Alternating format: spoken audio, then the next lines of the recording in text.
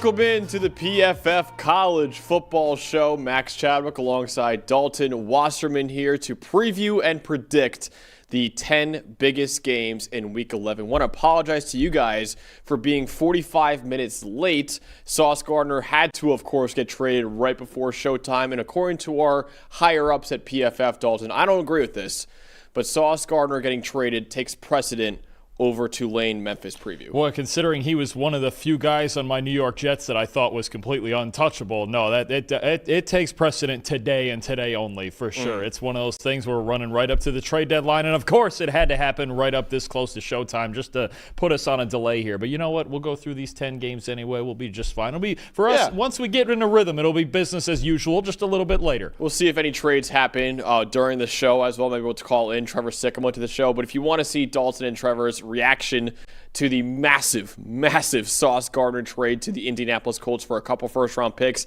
and A.D. Mitchell, plus the reaction to the Seahawks trading for Rashid Shaheed, plus their reaction to the Jaguars trading for Jacoby Myers, that's live right now on the PFF NFL Show podcast channel. The Pro Football Focus is really what you should be clicking on right now. Not now. Don't do it now. Give it like 2 hours. Wait, stay here first and then go watch that. Exactly. Go watch that, and they'll have all the reactions to maybe any other trades that happen because today is obviously NFL trade deadline day. But, of course, previewing, predicting the 10 biggest games in college football this week. And, Dalton, tonight will be the first time the College Football Playoff Committee is revealing their first rankings of the season. We are actually in Dallas in the same room where they make those rankings, and tonight they'll unveil their first rankings of the year, which means that we're in the home stretch right now of the 2025 college football season, only 5 weeks away until the final official college football playoff is announced, which means that these games this week have plenty of impact on the college football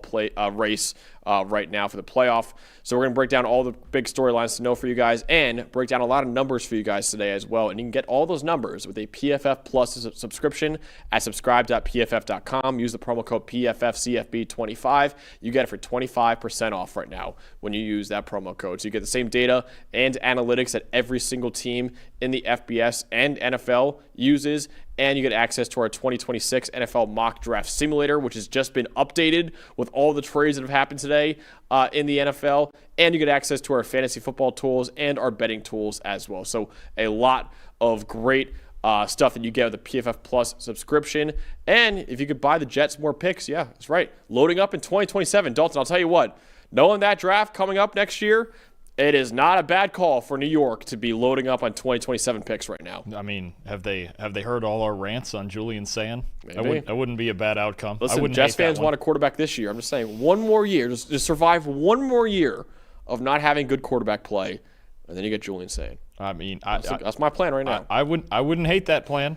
And use that second first-round pick. Colts will probably be pretty good next year, too. So maybe you can't get Leonard Moore or Jeremiah Smith. But knowing that draft, you'll get a great one. Hey, I would take something like let's say Julian Sand and Cam Coleman. I wouldn't hate that. Maybe Coleman goes too high for that, too. I'm just, but we got 2 first-rounders this year, though. What are we taking this year?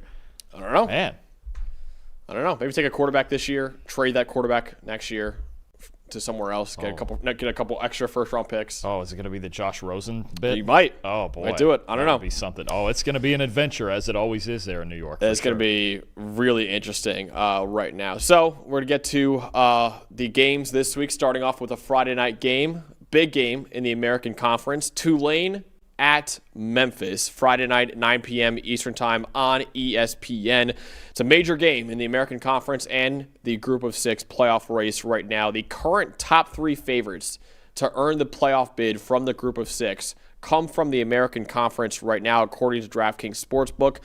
Memphis is 3rd in odds to make the playoff right now at plus 350. Tulane is 5th in odds among Group of 6 teams to make the playoff at plus 1,200. The winner of this game is set up very nicely to make the American Championship game later on and potentially compete for a college football playoff spot.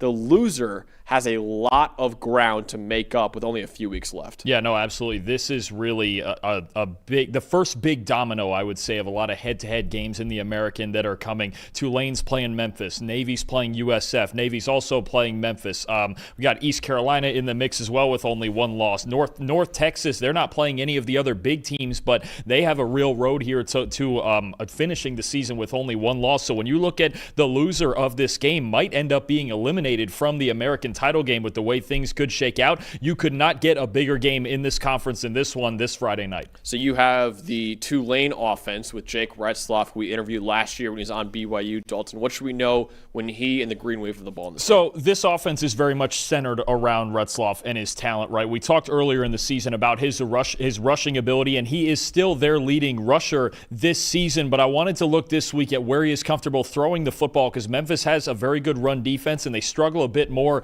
in coverage now. Where Retzloff has been comfortable this year is throwing in this intermediate 10 to 19 yard range. His 93.2 passing grade in the intermediate range is the second best in the country behind Florida State's Tommy Castellanos. 46 completions in that range is seventh in yards as well, 73% adjusted completion rate. Tulane, with guys like Amari Hayes and Shaz Preston and Bryce Bohannon, they don't have a ton of size or speed, like big-time ideal athletes at the wide receiver position, but they got a lot of crafty route runners who know how to work their way through zone coverage, deep crossers, 15-yard outs, 12-yard curls where they can sit in zones, and Jake Retzloff has always been really good throwing through the holes in zone coverage. I think you're going to see that as a big emphasis for this Tulane passing game this week. Memphis, pretty good against USF at preventing those deep shots, but the Bulls in that game, even though Memphis won, got a lot of shots in that intermediate range, and it's not a place where Memphis is that comfortable covering, especially with as much zone coverage as they have in their defense, and their linebackers can be a bit vulnerable. So I think a lot of the throws that Jake Retzloff has been comfortable with this season, he's going to be able to continue to make in this Memphis game, and he's going to have to make a lot of them because this could be a high-scoring game. So I'm looking at the quarterback on Memphis' side of the ball, but I'm looking at him as a runner in this game against Tulane's defense. Can Tulane contain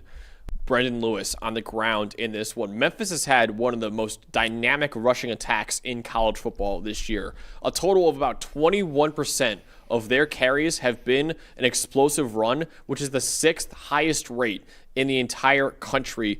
And the star of that run game is not a running back, it's their quarterback. And Brendan Lewis, right now, 26 explosive runs, which are 10-plus yard runs.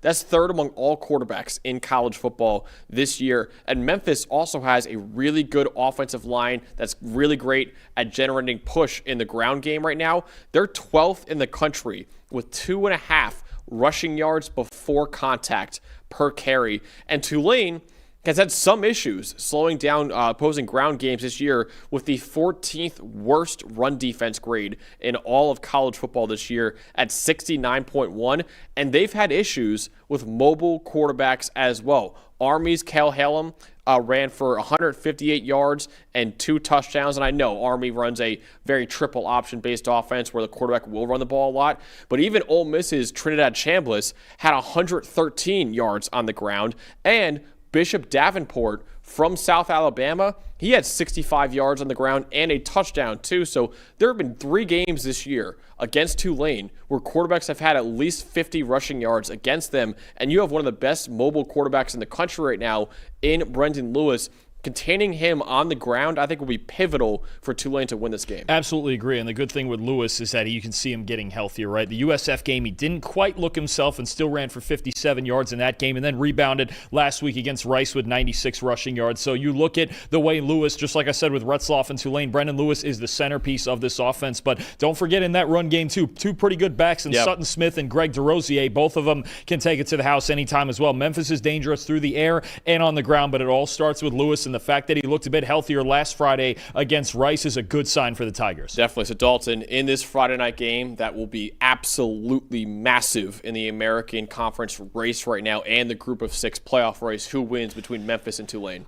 Look, I like Tulane a lot. I like their offensive line. I like the talent of Retzloff and their defense, but I think Memphis has they're a little too explosive for them. I think there are at least a little bit of some limitations for Tulane's offense, and you saw last week when things got really fast on them early against UTSA, it got away from them really early in that game, and they're going into another tough road game this week against an awesome offense. And if Brendan Lewis is 100% this week, then I think Memphis is going to look really good. I've got the Tigers at home 35-24. I just don't know that Tulane has enough explosiveness consistently to keep up with Memphis offense on the road. I think Memphis takes another step towards staying in the race for an AAC title game. Actually, now it's just an AC title game. Yeah. So they got rid of the athletic. They're not athletic anymore. That's not fair. But either way, an American American Conference title game. They still have more big games, especially against Navy at the end of the year. But I think they get a step forward here, get the win at home, score 35 points once again. I have Memphis winning this one as well, 38-27 over Tulane. I think both quarterbacks in this game will have success against these defenses, but I think the difference in this one is Tulane's run defense has not been very good at all. Memphis's run defense has been outstanding this year, so I think Tulane's offense will be very one-dimensional and very reliant on Jake Retzlaff to carry them in this one, while Memphis, meanwhile, can succeed through the air and on the ground. So I think Memphis, because of that, will win this game and rely on the run game enough to victory. I think Memphis will get a major win and still be one of the top favorites to be the playoff team from the Group of 6 conference. Let's go from the school that Jake Retzlaff is currently playing at to the school that he used to play at, Dalton, and the biggest game of the weekend where College game day is going. BYU at Texas Tech. You'll notice right there we don't have rankings on the bottom of the screen. That's because we're recording this show before the College Football Playoff Committee announces their first rankings. And Dalton, I'll tell you right now, this should be a top 10 game. Both these teams should be ranked in the top 10 tonight. We'll see where they are. This game's at noon Eastern time on ABC. The two best teams in the Big 12 are squaring off in this one. Right now, Texas Tech is minus 170 to win the Big 12 right now on DraftKings Sportsbook. BYU is plus 320 to win the conference right now. The next closest team is Cincinnati, who has plus 850 odds to win the Big 12. So they're easily, by far, the two favorites to win the conference right now. The winner of this game has a great chance at reaching the Big 12 title game in Dallas next month. BYU also looks to remain as one of the 4 undefeated teams in college football. For BYU, it's another step up here. And it's early in the week. Has anyone used the tagline Bear versus Barron yet? I like that. Have we gotten that yet? Okay, well, we're starting it now. Bear versus Barron in maybe the biggest game of the year in the Big 12. I think you look at these two teams, especially from BYU's angle, it's one more step up, right? We've seen this in previous games, right? It's, whether it's Iowa State, whether it's Arizona, obviously, it just seems like the Utah game, they've been progressively working their way up. Now this feels like the top game of the year, and there's another huge game in a few weeks against Cincinnati, but this is another step up for their true freshman quarterback, Bear Bachmeier, for them as a team. Can they keep the undefeated record going? All the magic that they've been having, some of these games very close, obviously, and falling behind and coming back. But Texas Tech, look, they got beat against Arizona State, but they bounced right back their last couple of games and playing excellent football. Baron Morton looked good enough last week against Kansas State. They had the run game going once again with Jacoby Williams and Cam Dickey. So huge matchup here amongst several that we're going to have at the end of the season here. So I have Bear. You have Barron. Tell me more about Texas Tech's offense against BYU. So I think, as usual, we've talked about this so often with Texas Tech when we talk about Baron Morton, the difference in production that you get when he's clean or when he's under pressure, because he's just not a quarterback with a ton of answers under pressure. He's got an 88 passing grade this year in a clean pocket. He's got a 50 under pressure. He's even been worse than that in the past under pressure, so he's got to make good decisions. The question for BYU is, are they going to be able to disturb him in the pocket? Texas Tech, we've talked so much about their defensive line dominating in the trenches. Their offensive line has as well. They're 10th in the nation this year in pass blocking grade and 9th in pressure rate allowed. Just an outstanding job this year so far from their offensive line. BYU, the pass rush is the one inconsistent part of their defense, right? They really get home more often when they blitz guys like Isaiah Glasker or Jack Kelly, but their defensive line doesn't necessarily get it done all the time. As a team, 67th in pass rush grade, 69th in pass rush win rate. So can their defensive line, without the addition of the blitzes, can they get to Baron Morton? Can they leave those assets in coverage to cover Caleb Douglas and Reggie Virgil and Terrence Carter and some of the threats you have in the passing game? First and foremost, it is going to be about stopping Williams and Dickey in the run game and getting them in obvious passing situations. But does Baron Morton, is he going to have too many clean pockets in this game to tear apart what is also still a very good BYU coverage unit? It's once again the lack of pass rush without blitzing that would concern me for BYU, because Baron Morton, when he is clean back there, can be very good. Yeah, I have the same really matchup on the other side of the ball. It's all about the trenches in this one. It's going to be a war in the trenches between BYU's offensive line and Texas Tech's defensive line, as it is most years under Kalani Sitake. The strength of this BYU football team is their offensive line. 78.5 grade as a unit. That's 7th among all offensive lines in the country. BYU is 5th in the country in run blocking grade this year. and they're a top 25 team in pass blocking grade right now. Major reason why running back L.J. Martin is 15th in the nation in rushing yards, and Bear Bachmeier has an 80.3 PFF grade as just a true freshman. But Texas Tech, you see right there, their defensive line has been even more dominant. The highest graded defensive line in college football this year with a 93 grade as a unit. They also lead the nation with a 96.7 team run defense grade and 91.1 pass rush grade. It's second in the country, only behind Louisville. Romello Height and David Bailey are second and third among Power 4 edge rushers in PFF grade this year. The only one who's higher than them is Miami's Ruben Bain Jr. And David Bailey also leads the entire country with 55 pressures and 12 sacks this year as well. And their interior is still pretty good. Even without Skylar Go-Howard, who went down with an injury, A.J. Holmes Jr. right now is second among all defensive tackles in the country with a 90.6 run defense grade this year. And they still have Lee Hunter, who eats up space in the middle of that defensive line as well.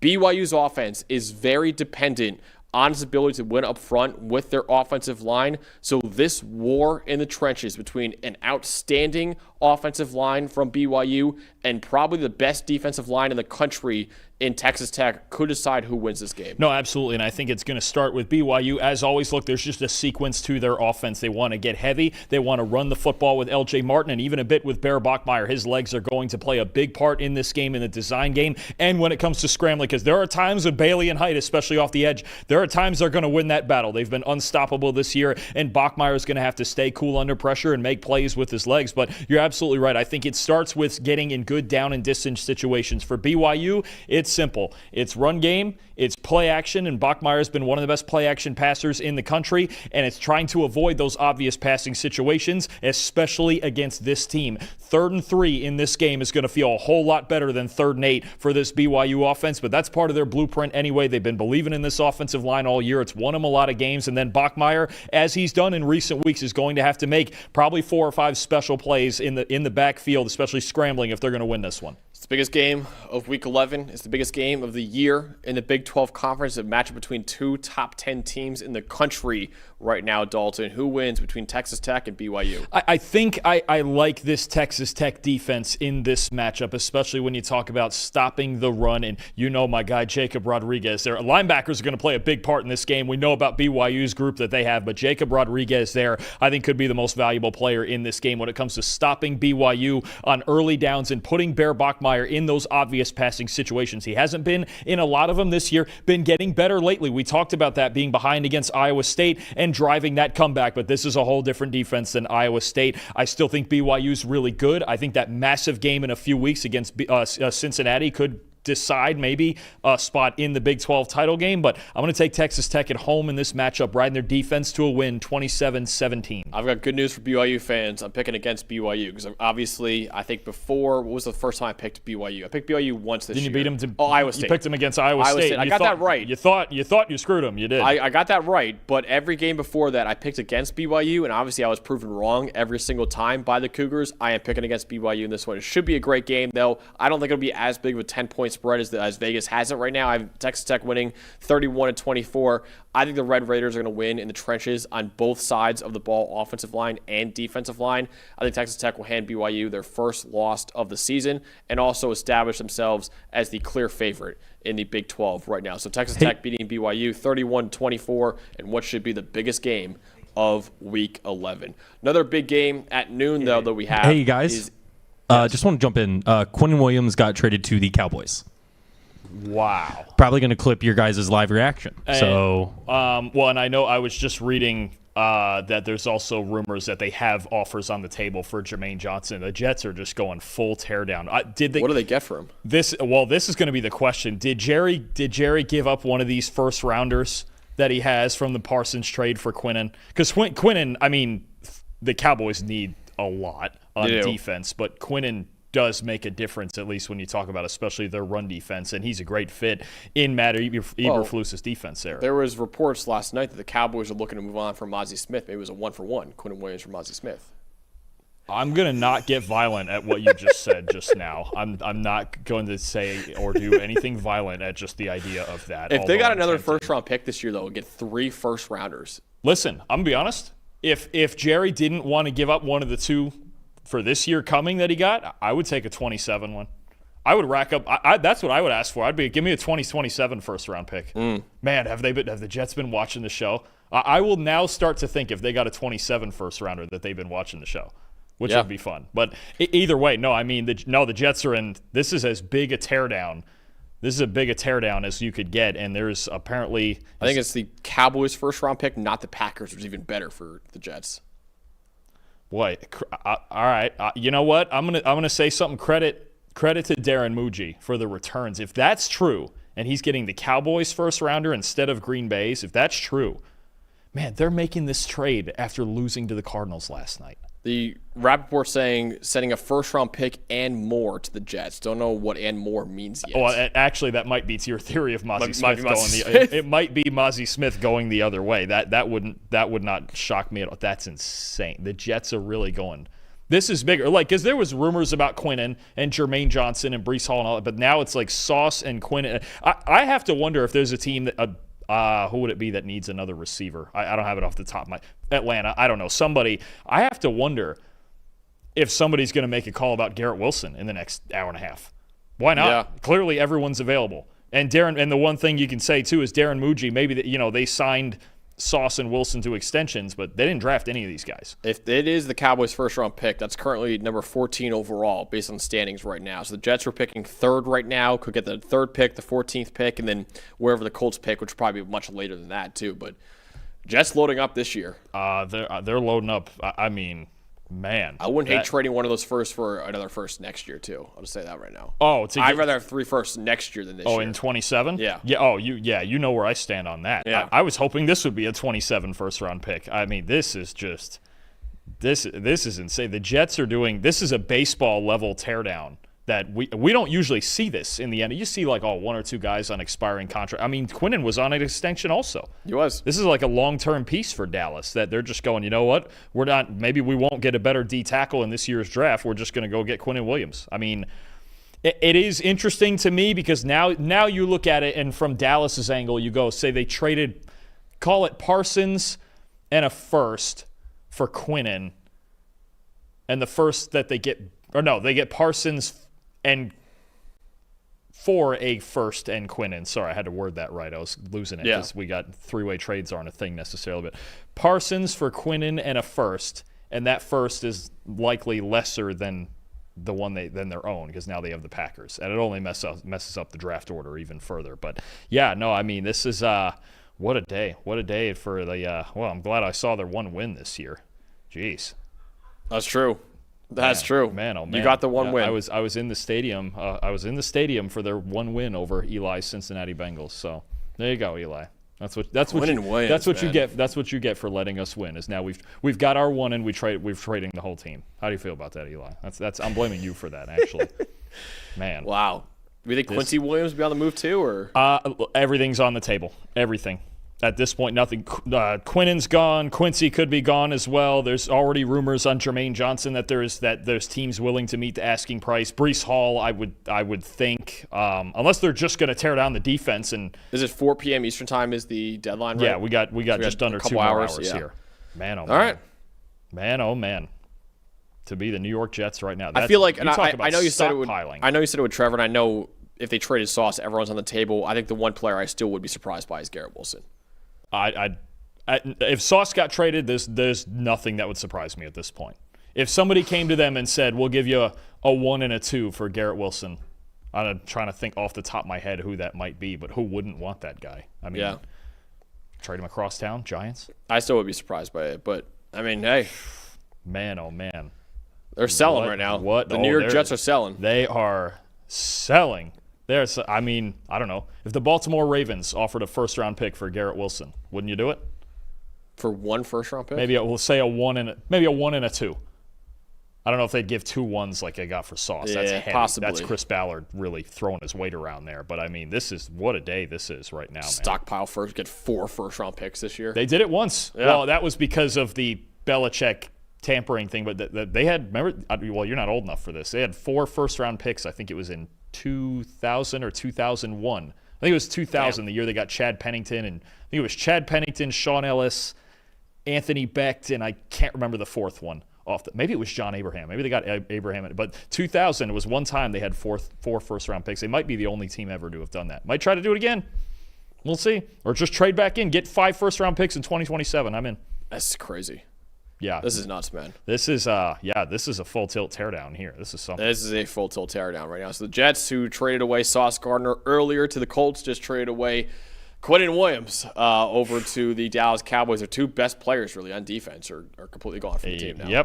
Yep. It's crazy. They are starting from scratch. You want scratch? I have to imagine they're not done yet. I mean, if Breece Hall doesn't get traded, I'd be surprised today. I would think they're getting calls on all these guys because they know the other teams know the door is open, and boy, starting from scratch. And I guess starting from scratch starts with beating the Bengals. That feels pretty good. All right. Jets just trade away Quinnen Williams to the Cowboys. We'll react more and more to any NFL trades that happen live during the show because we still have a couple hours left until the deadline. All right, next game that we have, though, another big noon game. We got Indiana at Penn State, 12 p.m. Eastern Time on Fox. Indiana looking for its second straight 10-0 start to a season and only second in program history as well. So obviously a Cinderella run last year to the college football playoff. They've kept the good times rolling and then some this year. They're off to a 9-0 start once again, the first time ever in program history, starting 9-0 in back-to-back seasons. Last year, Indiana started off 10-0 before losing to Ohio State in the 11th game of their season. It was their first 10-0 start ever. And this year, Indiana at 9-0, they're number 2 in the country right now. I'm assuming they'll be somewhere 1, 2, or 3 in the college football playoff ranking. No matter where it is, though, it will be their highest ranking in program history. It's already the highest ranking ever in the AP poll in program history. If Indiana is going to start 10-0 for the second time ever and second year in a row, it'll have to do so on the road against a Penn State team that, yes, is 3-5 and has not beaten a Power 4 team yet, but there still is a lot of talent on that Penn State roster. Can I throw something at you real quick before I do that? What? And a possible future Jet quarterback, Fernando Mendoza. There is a report from Jay Glazer that says it could be a 26 second and a 27 first, which would rock. I'd be so in on that. If we had 3 first-round picks in 2027, anyway, that would rule. Yeah. But anyway. Let's not derail because I know we're going to start the video now. Indiana-Penn State. This was supposed to be a lot bigger game coming into the season, wasn't it? I mean, that's, Penn State has obviously gone what they've gone through, and Indiana's an absolute wagon. But, no, this is something where it's one of those games that we talked about them a lot last week, especially in the ACC, where you still have to go on the road and play a talented team, right? Penn State, obviously the quarterback situation, the offense is what it is, but they can still run the football. The offensive line is still good, and the defense still has a lot of NFL caliber talent. So it's not a game, and I think Kurt Cignetti knows this, not a game where you can go down there and mess around and keep this team in the game early, especially with the way their defense can hurt you in those and that defensive line and everything. So, no, certainly still stakes are high. And I think Kurt Cignetti's just one of those coaches that knows, hey, we can't come in here and mess around. So they're certainly not going to. And I know they lost by 24 last week to Ohio State. So Ohio State did cover last week. Penn State was in that ball game in the second half of that, too. It was like a 3-point game in the second half before Ryan Day remembered he had Julian Sayin, and they started ripping the ball down the field. Well, I think he doesn't. Against a team like that, especially with Denai Dennis Sutton in a pass rush like Penn State has, you don't want to put too much pressure on your young quarterback. You still want to run the football. I think Penn State did a solid job of stopping the run. They obviously forced the fumble deep in Ohio State territory, and their defense played well for a while, and they ran the football well early in the game. It ended up being the difference of, you have the best quarterback in the country going against a Penn State team that's had a hard time throwing the football this year. Yep, definitely. All right, you have the Indiana offense with one of the top Heisman candidates right now, maybe future Jet quarterback in Fernando Mendoza. What should we know when they have the ball against Penn State's defense? Honestly, there's a unit for them I just want to give some credit to, and it's Carter Smith and Pat Coogan and this offensive line. Look, I thought the offensive line was arguably the weakness of this team last year. They're a lot better this year, and in fact, a hell of a lot better this year. Second highest graded offensive line in the country, only behind the Iowa Hawkeyes, who are by far the best this season. We'll get to them later. 8th in run blocking grade, 2nd in pass blocking grade, 7th in pressure rate allowed. You wonder why a big reason why Fernando Mendoza has been so successful this year. It's these 5 guys up front mauling people in the run game and protecting him in the passing game. You get a couple of transfer additions in there like Coogan, like Khalil Benson at right tackle from Colorado. They've really had an awesome offensive line this year. The one game that really kind of staggered a bit was the Iowa game, really a hard-fought game in the trenches against a good defensive line. So I think that's the matchup I'm looking at is can Indiana continue to dominate up front against still a very talented defensive line for Penn State. You talk about guys like Denai Dennis Sutton off the edge, Zariah Fisher off the edge, Zane Durant on the interior. They do present one of the more unique challenges for Indiana. So far, they staggered a bit against Iowa. They looked pretty good against Oregon. Took them a bit to get in a rhythm there up front, especially in pass protection. The good thing, I think, though, for Indiana in this game is Penn State, the defense, Jim Knowles' defense, is a lot simpler than, say, Tom Allen's or Manny Diaz has been in the past, where usually Indiana has issues with picking up blitzes and things of that nature. Penn State blitzing a lot less this year is much more of a standard 4-man rush. So that's going to be the battle I'm looking at. Can Penn State's defensive line get through this outstanding offensive line and rattle Mendoza and stop the run as well? Yeah, for the Penn State offense, it's very, very simple. They have to get the ground game going. They're not going to beat the Hoosiers through the air with a backup quarterback in this game with Ethan Grunkmeyer. So can Nittany Lions get, Katron Allen and Nick Singleton going in this game with Drew Aller out for the season? Ethan Grunkmeyer has struggled in his absence. He's a redshirt freshman right now, 50.3 PFF grade, 5th worst mark among 161 FBS quarterbacks with at least 75 dropbacks this year. That compounded with the fact that Penn State's receiving core has also struggled, has made this offense completely one-dimensional. Now, to be fair to Ethan Grunkmeyer, who was a top 10 quarterback coming out of high school a couple years ago, his first 2 starts were against Iowa and against Ohio State. But guess what? Doesn't get any easier this week against Indiana, one of the highest graded defenses in college football. So Penn State, I think, really has to rely on their ground game this week against the Hoosiers. And they've had some success on the ground this year. Right now, 32nd in the country in run blocking grade. Katron Allen is top 15 in the Power 4 in forced missed tackles and in yards after contact this year. But the problem for Penn State is that Indiana is 5th in the nation with a 93.6 run defense grade this year. 7 of the 11 starters on defense for Indiana have at least a 75 run defense grade this year. And Indiana, most likely, is going to stack the box on Penn State and dare Ethan Grunkmeyer to beat its zone coverage, because they've done that before with teams that really only run the ball, like, say, Iowa, for example,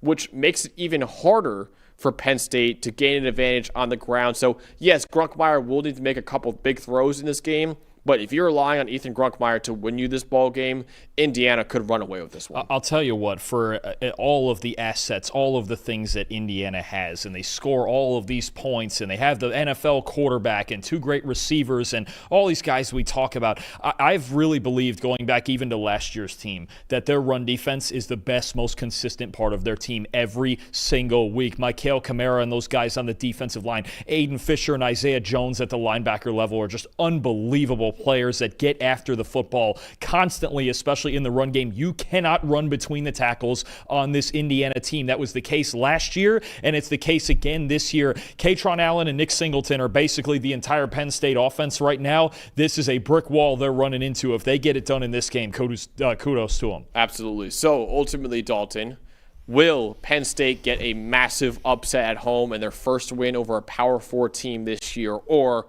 will Indiana keep it rolling and go 10-0 again? Penn State will not do that.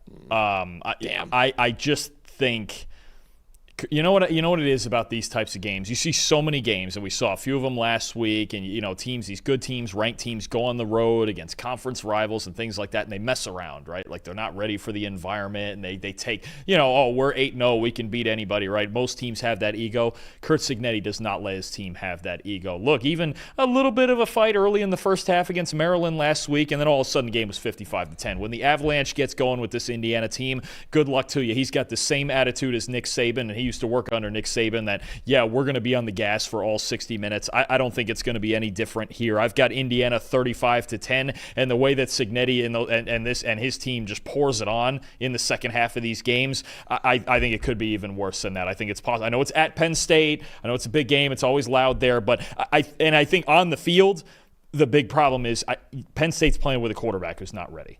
He's just not ready for this. He wasn't supposed to be starting this year, obviously, right? If it was Drew Aller, I'd go, okay, he's got the experience and he's at least played in these big games for as much as he gets criticized for losing them, obviously. But I think Grunkmeyer, you saw it last week. You've seen it even in his first couple of games. He's not ready for this stage, and they're really working around him and hoping they can just run the ball to any sort of success. I just don't expect Penn State to score very much like I was surprised they scored 14, and really Ryan Day gave him 7 of those. You know what? I'll give Penn State more than that. I'll say 34-20.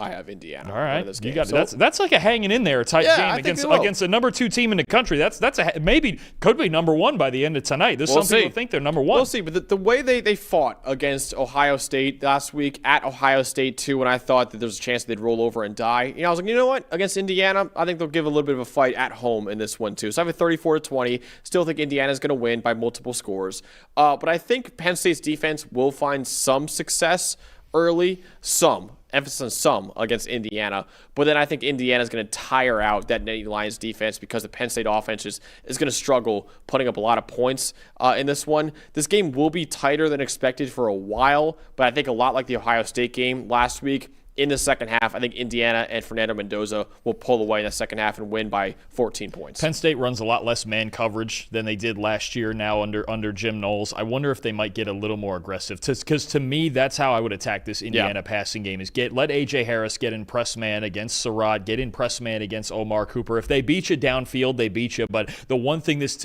Indiana offense doesn't have is a boatload of blazing speed. I think Penn State at least does have the talent at corner to challenge them. I wouldn't have done it as much as they did last week against Ohio State because those two guys are freaks out there. But I think you could try to do that and maybe disrupt the timing a bit with some man coverage. But we'll see how they approach it. I think you're right. The defense is certainly talented enough to keep them in games. The lack of offense, especially in the passing game, is obviously the concern. Yep. So we both have Indiana winning this game against Penn State. And what is one of Indiana's hardest tests, at least the rest of the regular season. By the way, Dalton has confirmed it is a 27 first. Oh, I'm in on that. 3 firsts for the Jets in that draft. If you're gonna do it, and I think a second rounder also this year. Boy, they're gonna have this. They're gonna at least have enough darts to try to build that roster. I'm so in on having 3 2027 first round picks. Maybe adding more. I don't know. We'll see. Would you want a quarterback this year now? Obviously, your answer is no, but I wonder if now, if they're doing a little future scouting. And I would like the eligibility rules to change so Sayan can come out this year. That's where I'm at. Now that you have 3 firsts, even if you aren't the worst team in the league next year, you could trade maybe 2 of those. I don't know if teams at the top of that draft are going to want to trade down. I don't know. Even if it's not a quarterback, nobody's trading out of the Jeremiah pick. The Jeremiah pick or maybe the Julian Sayan pick, depending if they need a quarterback too. Either or. Oh, boy. New York Jets making moves right now. All right. Let's get to the next game. Georgia at Mississippi State, 12 p.m. Eastern Time on ESPN. Can Georgia really just avoid the trap game? You see right there, they're favored by 8.5 points against Mississippi State. The Bulldogs right now are off to a 7-1 start this year. Their only loss coming to 4th-ranked Alabama back in September. They have won its last 4 games since then, and they beat their last 2 opponents in Ole Miss and Florida by a combined 12 points. So it's been close wins the last 2 weeks against Ole Miss and Florida. They still have massive games remaining against Texas and Georgia Tech, 2 teams that are still fighting for a college football playoff spot right now, but they cannot overlook this road game against Mississippi State. Mississippi State has lost 4 of its last 5 games, but it took both Texas and Tennessee to overtime. Georgia also took Tennessee to overtime when they beat them as well. And as you can see right there, Georgia, like I said, only 8.5-point favorites over Mississippi State. So I know a lot of Georgia fans are already, looking ahead to next week against Texas. Do not overlook this game because as we've seen time and time again this year, Mississippi State is not that far away from pulling off some massive upsets this year. Dangerous team. This team's a lot better than last year. They, they're trying to make a bowl game. I think Jeff Lebby, that's really the step for him, is to try to make a bowl bowl game this year. They've come up so close. You mentioned the Tennessee game in overtime. You mentioned the Florida game. They should have won the Florida game. I mean, if we're being Texas game in overtime. The Texas game, they should have. They were up 17 late in that game. Yeah. Should have won the Texas game. Should have won the Florida game. Obviously could have, should have, would have as part of football. But this is a dangerous team, especially going into Starkville. We've seen it all year. The offense can be explosive if Blake Shapen has clean pockets, and good chance he could have a good number of those in this game with Georgia's pass rush. And then you have Devon Booth in that run game, and they've been solid all year. And I think this is still a pretty underrated defense in some facets that is miles better than last year when they were arguably the worst defense in the country. Yep. So you have the Georgia offense in this one with Gunnar Stockton against Mississippi State's really improved secondary. What should we know in this matchup? Yeah, improved secondary, but Gunnar Stockton's been running hot the last 3 games. Honestly, he's got a 90.2 passing grade over his last 3 games, 83% adjusted completion rate, 6 touchdowns, just 1 interception. I think a big thing is that Georgia's pass protection, along with Stockton, has been better the last 3 games. Over the last 3 weeks, 23.5% of Stockton's dropbacks have been pressured. That's not exactly a lot. Like that's the closer you are to 20%, you're talking about, okay, it's a really good pressure rate. We're giving our quarterback a lot of time back there to work with on most of his dropbacks. So I think Stockton's running hot, and a big thing you're looking for is if Georgia can keep that improvement in pass protection for another week against a team that has the 15th lowest pass rush grade in the country right now. So I think on both sides, the story really is going to be if either pass rush can find anything in this game. But the way Georgia's offensive line has been going lately and the way Stockton's been playing in a clean pocket lately, really like Georgia's advantages here in the passing game, even if they don't get those big explosive plays downfield, because they don't generally do that. They rack up yards after they catch. Zachariah Branch with the big week against Florida last week. I think Stockton's going to be comfortable for another week here. Yeah, I'm looking at the Mississippi State ground game and whether or not they can win on early downs in this one to avoid obvious passing situations, because the run game is critical for Mississippi State to function as an offense right now. They run the ball on about 49% of their plays, which is 50th in the country, but also it's really important because head coach Jeff Lebby utilizes a lot of play action in his offense. They run play action about 42% of the time. That's the 6th highest rate in the Power 4 this year. Without play action, Blake Shapen is only 87th in college football with a 67.2 PFF grade. Running back Fluff Bothwell did make his return from injury this past week after missing the last 2 games with a leg injury, so that should help out the run game even more. And he and his teammate Devon Booth at running back are among the top 10 running backs in the SEC in both rushing yards and yards after contact this year. But Georgia has been one of the best teams in America at defending the run. They are 5th in the country with only 3.5 yards per attempt allowed. They're also 3rd in the nation with a 90.9 team tackling grade this year. Linebacker C.J. Allen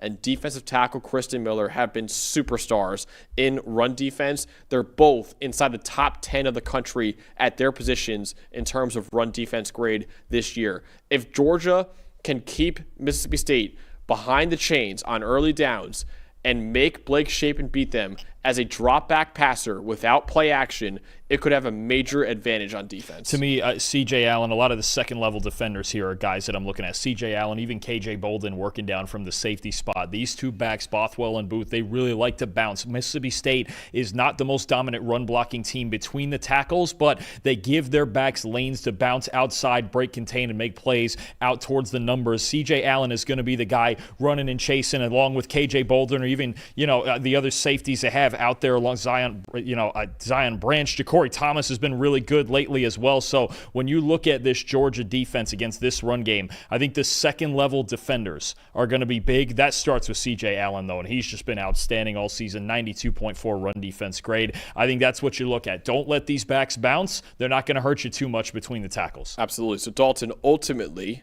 who will win between Georgia and Mississippi State? Will Georgia avoid the trap game, or will the Mississippi State Bulldogs, finally get a massive upset? I think this is definitely sneaky. I think Mississippi State is, you could argue, better than their record, although that's some high-quality teams they've been playing. Pick the Bulldogs, by the way. I know you like doing that a lot. Well, yeah. I mean, then I'm always right? I need something today. The Jets are tearing it down. But, no, I have it Georgia 30-23. I do think both quarterbacks are going to have opportunities to make plays in the passing game. These are these the 2 low lowest graded pass rushers in the SEC. Alabama's down there with them, but they're at least two of the three worst in the SEC when it comes to rushing the passer. So Shapen is going to have time. He's got to be safer. He's got to be safe with the football. If he doesn't turn the football over, he runs the RPO game well, they can be okay in this game. I just think Georgia's going to find a way. Again, I think Gunnar Stockton is going to find a way, and their run game probably presents itself a little better in this matchup than Mississippi State's does against Georgia's run defense. I have it 30-23, Georgia Bulldogs. I have it Georgia 31-21, so I do have them covering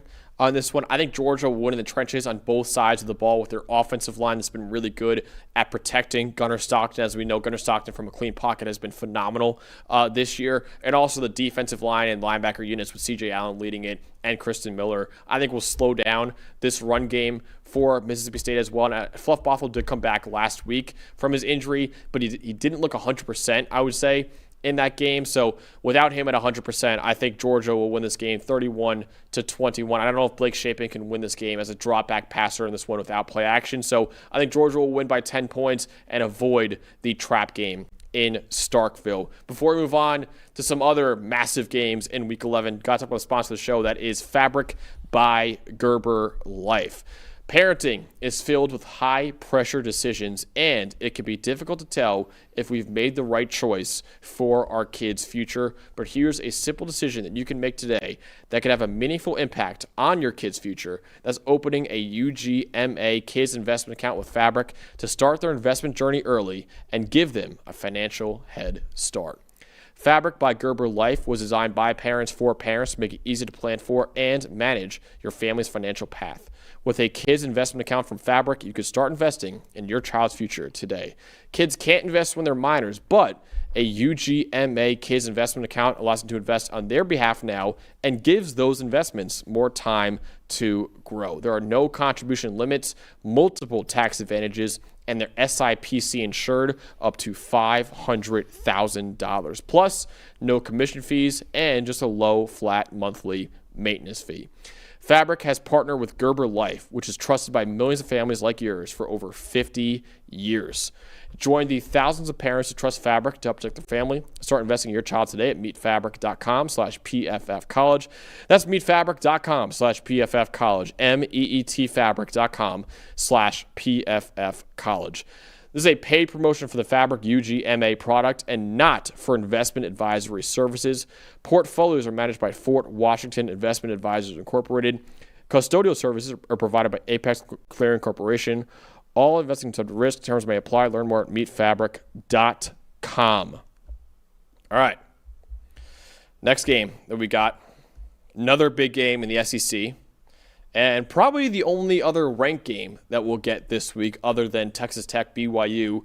That is Texas A&M at Missouri, 3:30 p.m. Eastern Time on ABC. Texas A&M looking for its best start in nearly 70 years, while Missouri is clinging to its playoff hopes right now. Texas A&M right now is the last undefeated SEC team remaining with a perfect 8-0 record this year. It's its best start in 33 years. But if the Aggies win this week, it'll be their first 9-0 start since 1956 and would set them up very nicely for the first SEC title game appearance in program history. Missouri, meanwhile, they're down to their last legs right now with a 6-2 record on the year. They must win their final 4 games against Texas A&M, Mississippi State, Oklahoma, and Arkansas to even have a chance at making the college football playoff. And they got to do all that with a backup quarterback right now in true freshman Matt Zollers. Not just a backup, a guy who came into the year as their third-string quarterback. Remember, True. The backup was supposed to be Sam Horn, and he got hurt, what was it, the first game of the season, I believe it was. So, I mean, Missouri's dealing with the quarterback situation right now. Are they alive in the playoff race? Yes. Are they well? Not so sure about that, especially with some of the tough games they've got coming. But you still have a chance, and you still got to go out there and play. They got a good football team with a great run game and a good defense. So A&M certainly not an easy test, and it's never easy to win in Columbia either. Absolutely. All right, Dalton, you have the Texas A&M offense with one of the best receiving corps in the country against Missouri's defense. What should we know about them? So I got an interesting split here with both Marcel Reed and with the Missouri defense. So we're going to talk about a little strength on weakness at both sides here. So Marcel Reed, what he has been, and at times it's a little shaky, some turnover-worthy plays mixed in there, but what he has been is one of the best play-action passers in the country, which makes a lot of sense when you think about what Texas A&M can do in this run game, and now they're more two-dimensional ever, like you mentioned with Craver and Concepcion on the outside. But Marcel Reed, an 88.2 passing grade on play-action plays this year, 17th in the country. Without play-action, that's just a 59.6, 105th in the nation. They're still not the best drop-back passing team. He just looks more comfortable with their play-action concepts, especially when he gets to just bounce in rhythm and move outside the pocket. Now, you look at Missouri, okay? Now, overall, you look at their coverage grades and you go, okay, it's top 30, right around 30th, okay, overall. But there's a big split here with coverage also. When they're in obvious passing situations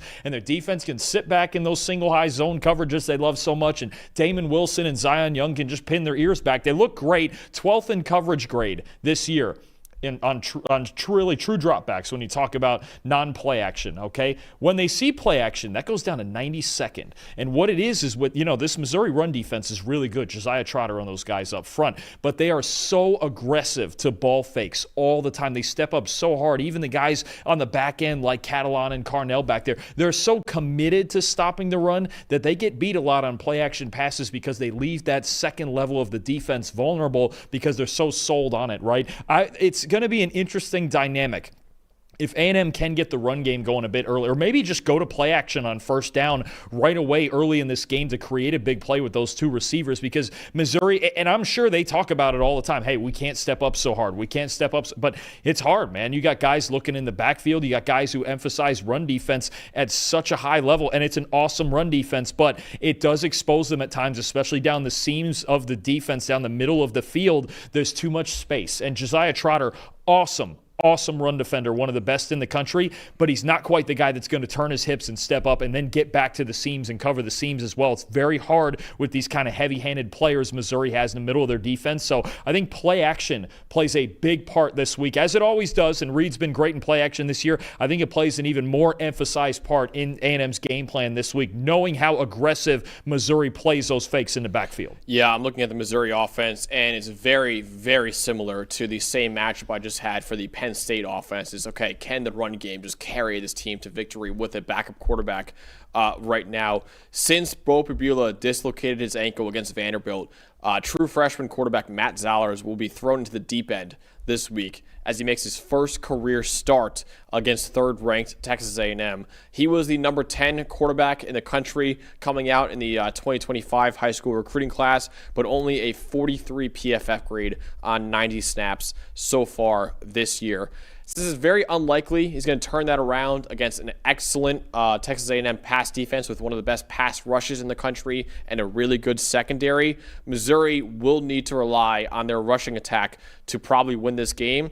And luckily for the Tigers, they have a great rushing attack right now. Ahmad Hardy leads all Power 4 running backs with 722 yards after contact this year. Missouri, meanwhile, is 18th in the country with a 69.5 run blocking grade. And Texas A&M has had issues with their run defense right this year. The Aggies have allowed 5.7 yards per carry, the second most in the Power 4, I believe, only ahead of Rutgers right now. 3.9 yards after contact per attempt allowed so far. That's the most in the Power 4 this year. Now, Texas A&M has not been burned by that too much just yet because obviously they built big leads with their offense, and right now teams only run the ball 39% of the time against Texas A&M, which is only 126th in college football. So they haven't been burned by the run defense yet, but this could be an issue for them in this game because Missouri, I can promise you, is going to want to run the ball a lot with their superstar running back in Ahmad Hardy and with a backup quarterback as well. If Texas A&M, if they win on early downs in this game and force Matt Zollers to win in obvious passing situations, the Aggies could dominate on that side of the ball. I think you're going to see a lot of heavy boxes from the Aggies defense and Mike Elko in this game. Agreed. Make Zollers beat you, right? And that's the strength of this Missouri offense. And it hasn't been quite as great lately for them either. Hardy's gone 3 straight games without 100 rushing yards in a game. And Texas A&M, some of those numbers a tad tilted because they gave up, I think it was 315 on the ground or something like that to Arkansas, and they just kind of got in a big shootout with them. But I think there's games where they have been good. There's others where they've struggled. The Arkansas game, the UTSA game, remember the first game of the year, what Robert Henry did to them for the Roadrunners. So there are times where there's cracks. I still think look, I think especially at the linebacker level, Torian York is going to have to be on it with those outside zone schemes that Missouri is trying to run here. But I'm with you. Stack the box. Get it going. Make Zollers beat you. I mean, he's a true freshman.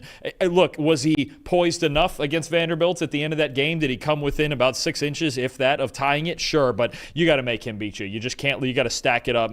You can't let Ahmad Hardy and even Jamal Roberts take this game over if you're Texas A&M. Absolutely. So ultimately, Dalton, in a game where Texas A&M looking to extend their undefeated record and Missouri looking to extend their hopes for a college football playoff appearance, who will win between A&M and Missouri? I just think I know Columbia, I know Missouri's a hard place to go in and win, but I just think the loss of Prabula and just the quarterback situation really hurts Missouri in a bad way here. Texas A&M is very well rounded. They have their cracks in the armor too. You mentioned the run defense, and there's times when Reed is shaky, but I think they have too much here, especially defensively. And keep in mind they're the best third down defense in college football. They only give up 23% conversion rate on third downs, which is just ridiculous. I think that's the mismatch there, is the fact that Missouri's going to be starting a true freshman quarterback here against this A&M team rolling as well as they are right now. I like Texas A&M. I have it 27-14. I have it 24-17, so a little bit closer, but I also have Texas A&M winning this game. I think both defenses could succeed in this one,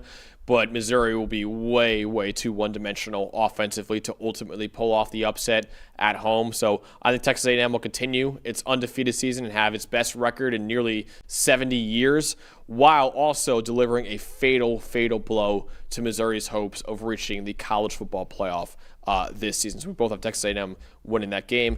Next up at 3:30, we got Oregon at Iowa, 3:30 p.m. Eastern Time on CBS. Really, can Oregon prove it right now? Oregon may be ranked right now as a top 10 team in the country. They should be ranked in the top 10 tonight in the College Football Playoff Committee, and I agree with that. They should be ranked in the top 10 right now.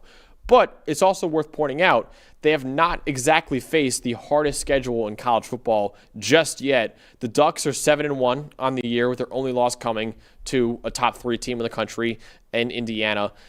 Oregon has only beaten one team with a winning record right now, and that's Northwestern at 5-3 this year. This week's game against Iowa, who's a 6-2 team right now, on the road at Iowa in a tough road environment as well, will be Oregon's opportunity to really prove itself as one of the best teams in college football right now.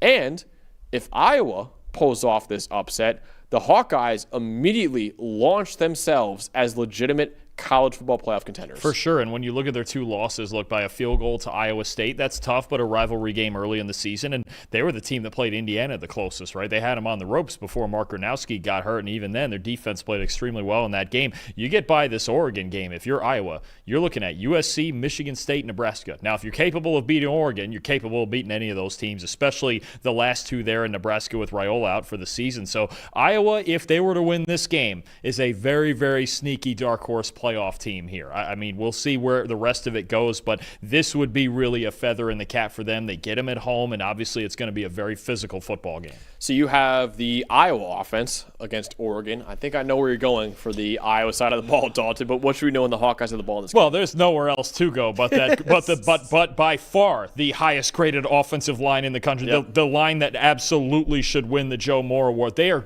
Max, just overall, real quick before I get into specifics, they are graded 10 points higher overall than. Remember, I mentioned Indiana was second. Yeah, 10 points higher overall than any other offensive line in the country. What is the overall? Do you know? 93 point something. Wow. And Indiana's at like 83.5 or something like That's that. crazy. It's just ridiculous how good this offense. It's easily the best offensive line in the country, and it's the reason that Iowa runs the football at the 14th highest rate in the country. It's the reason they're first in run blocking grade, and they're second in impact run blocking percentage, the percentage of plays with a positive grade in run blocking on the ground there. So Oregon's defensive line, I think it's very simple. Amari Washington, Bear Alexander, Tatum Tuioti, Mateo Uiagalelei, Bryce Betcher at linebacker. These guys are getting tested this week. Indiana got tested with these guys earlier in the season. Barely won that game. That was at Iowa as well. This is not the game you want to mess around and come out and not be physical. You better put your mouthpieces in if you're in Oregon's front seven and be ready to stop this Tim Lester-led outside zone run game. And don't forget about Mark Gronowski, the quarterback, too. 11 rushing touchdowns this year for Gronowski. He's played a big part in that, along with Kamari Moulton, along with Xavier Williams. These backs, a stable of backs that Iowa has. They're going to want to run the football. They want to shorten the game. If they can make it 20-15 like they had it against Indiana, only going the other way, they will be thrilled with that because they don't care how they win. They just want to be the more physical team doing it. So most people would think I would talk about Dante Moore and Oregon's offensive line is dominated in pass blocking and also the great receiving core they have there against a great Iowa pass defense. But really, I want to talk more about this run game for Oregon this year against Iowa's run defense because Oregon has had a really good run game this year. I don't think it's gotten enough credit so far. Dante Moore has been outstanding, don't get me wrong, with the 12th best passing grade in the country. But right now you see Oregon leads the nation in EPA per run this year, and they average 6.7 yards per carry, which is third in the country. And Oregon's offensive line is 24th in run blocking grade this year. They have a true freshman star, you can see right there, in Jordan Davison. He is third in America with a 90.4 rushing grade this year. Noah Whittington, meanwhile, is third in the country with 8.5 yards per carry. So they have kind of a committee backfield at Oregon, and both Davison and Noah Whittington have been great for Oregon's run game this year, which is kind of crazy, Dalton, considering we thought going into the season their top running back by a mile would be Mekhi Hughes. He's not even a part of the offense right now. It's all about Jordan Davison and Noah Whittington with a great offensive line blocking for them. But you saw on the bottom line of that graphic right there, Iowa has been outstanding in run defense this year, only allowing 3.3 yards per carry.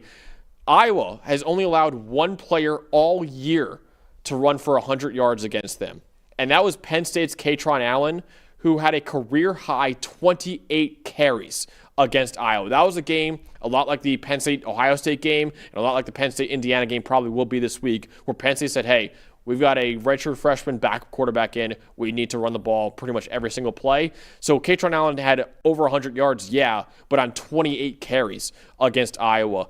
Iowa has done an outstanding job with his run fits this year, and on the second and third levels even of their defense, their secondary has played great in run defense this year too. Phil Parker does a great job every single year where all 11 players have to contribute in run defense, and they've done that this year as well. If the Hawkeyes can stop the run in this game and force Dante Moore to carry the Oregon offense against an elite Iowa pass defense, he may struggle with that because Iowa is a very zone-heavy defense as well. Dante Moore, his worst game of the year was against Indiana's defense that runs zone coverage at one of the highest rates in the country too. So yes, Dante Moore is phenomenal, and if he needs to carry this offense, he might be able to against Iowa. But I think if Iowa slows down this run game and Dante Moore has to carry this offense, not Kenny, he has to, all of a sudden that might be an avenue for Iowa to pull off the upset. No, you never want to be in obvious passing situations against a defense like this. And don't forget, too, that Indiana game was the one time where Oregon's pass protection looked a little bit shaky, right? Every other game they've been outstanding, but that's the one game where they found pressure on Dante Moore, and he made some mistakes in that game. I think you're right. This is a deep stable of running backs, so for Oregon, you got to love it. Whittington, like you mentioned. Jordan Davison, the true freshman, has been outstanding. He's got 2 straight 100-yard games. D'Air Hill, also Jaden Lamar. I mean, they've got rushing threats out the wazoo up there for Oregon. It's just a matter of breaking through. Again, if Iowa, it's the same story to me on both sides. If they can make this about who wants to be the more physical team and play this game in a phone booth on both sides of the ball, and it's a run and stop the run type game, Iowa's really feeling good about their chances here. Moore is going to have to make some throws, but also don't throw it deep into the teeth of that defense, because for years and years, Phil Parker's defense has been about what? Preventing explosive plays. They're not going to come easy. They're one of the best tackling teams in the country, as always. I would expect that, much like the Indiana game, Iowa is going to bring this into the phone booth a little bit because they don't just let you run by them. Running the ball for Oregon on early downs is going to be very important with success. Absolutely. All right, ultimately, Dalton, will Oregon prove it against Iowa, or will the Hawkeyes pull off a huge upset? Boy, it's going to be a fist fight. It is. It's going to be a fist fight. I think anybody expecting Oregon to walk in there and run away with this game, they're in for a hurting. That offensive and defensive line, the battle that's going to be fought in the trenches, because look, if you can play with that Indiana team in the trenches and bring them to the wire, you can certainly do it with this team in Oregon, who Indiana beat already. I've got Oregon 23-17, but there's some danger here, especially with a first-year starting quarterback, at least for Oregon, their first-year starting quarterback, Dante Moore. You mentioned it. You don't want to get behind the chains here, and certainly don't want to turn the football over. Curious to see if Iowa can find a pass rush up front against this great pass-protecting team, number one in the country in pass-blocking grade. I'm going to take the Ducks to score enough points, but I think it's going to look a lot like that Indiana game. It's going to be hard-fought. I have Oregon winning as well, but I also have it as a one-possession game. I have 27-20. I have Oregon winning. It could be a defensive slugfest, but I also think that Dante Moore, who I still think is one of the best quarterbacks in America, he'll make just enough throws for the Ducks to escape with their best win of the season so far. But like Dalton said, it could be a slugfest, and it could be a fist fight, and I think it's going to be a really fun game between Oregon and Iowa. All right, next up, we got Auburn at Vanderbilt, 4 p.m. Eastern Time on the SEC Network. Auburn looking to spoil Vanderbilt's dreams of making the college football playoff in its first game without Hugh Freeze at head coach. Auburn suffered its 5th loss in the last 6 games this past weekend, losing in really embarrassing fashion to Kentucky by a final score of 10-3. The Tigers, the next day, fired head coach Hugh Freeze after 3 seasons on the job. Now Auburn looking to claw their way to a bowl game under interim head coach DJ Durkin. Winning this week is almost a requirement for Auburn to go bowling, considering they have games against Mercer and Alabama after that. So if you win this game, all you got to do is beat Mercer and you go into a bowl game. If you lose this game, you could beat Mercer, but you also have to beat Alabama in the Iron Bowl later on. If Auburn pulls off the upset, it also, more importantly, ends any hopes of Vanderbilt to make the college football playoff right now, because Vanderbilt, after losing to Texas this past weekend, has to win out in their final 3 games in order to have an incredible Cinderella run and make the playoff this year. Yeah, no, I think, for as much as people are going to look ahead to the Tennessee game at the end of the year, rightfully so, these 2 games in between are still dangerous against 2 pretty good defenses in Auburn and Kentucky. I know they're not great teams overall, but they're the exact type of games where you have to look at these teams towards the end of the season and still go, okay, yeah, their record's bad, and even a team that fired their coach, you have to still look at the tape and go, all right, what do they do right? All right, and look, there are some things at Auburn and Kentucky beforehand here for Vandy. Those 2 teams do a lot of things right. There's also a lot of things they do wrong, but they can still beat you. It's not like they're 0-9 on the season. It's not like, everything about their football team is awful. So Vandy still has to be careful, and you mentioned it. They have no more room for error. Yep. You have the Vanderbilt offense, actually, against Auburn. What should we know the Commodores have the ball in this one? You should know that the one constant for this Auburn team, and honestly, this is extremely concerning to me. If I'm Vanderbilt and the way they, other than the McKylan Young 80-yard run against Missouri, they've basically done nothing on the ground the last 2 weeks against Missouri and against Texas, 2 very good run defenses. Auburn's run defense is just as good as those teams. Got a lot of other problems throughout the rest of the team, but their run defense is just as good. They're 11th in run D grade. They're 2nd in the nation in yards per carry allowed. You just had Iowa 3rd, right, in the other game? Auburn's 1 spot ahead of them. 1st in the nation in yards before contact per carry. That's where Vanderbilt lives, is getting around that offensive line and scheming you up and confusing you. Auburn caused a lot of problems, and then a top 10 explosive run rate allowed as well. This run defense gives Auburn a legitimate road to winning this game, despite what all the outside perception is and the quarterback problems and the head. It is Keldrick Falk and Bobby Jamison Travis and Robert Woodyard at linebacker, and this run defense, this front 7, is a legitimate problem. It actually makes me think of the 10 games that we have. For as crazy, if Vanderbilt goes out and wins by 30 and Pavia goes crazy, fine. Then I'll be wrong on this. It's the thing that makes me think Vandy may be the most on upset alert out of any game that we have. This is a dangerous football team with really good receivers on the outside on offense. And we saw last week with Texas and their speed on the outside. You get Vanderbilt working in space on defense too. Could be a problem. But for me, first and foremost, before we even get into that, Auburn's run defense is awesome. It is one of the A-plus run defenses in college football, and if you slow down this Vandy run game, for as great as Pavia has been this year, you give yourself a chance to win. Missouri, they only lost 17-10, and who knows if Bo doesn't get hurt, right? Texas, shut down the run game, get ahead early. They can't go to it. They're one-dimensional. Auburn's run defense is a serious threat to Vanderbilt winning this game and to their playoff chances.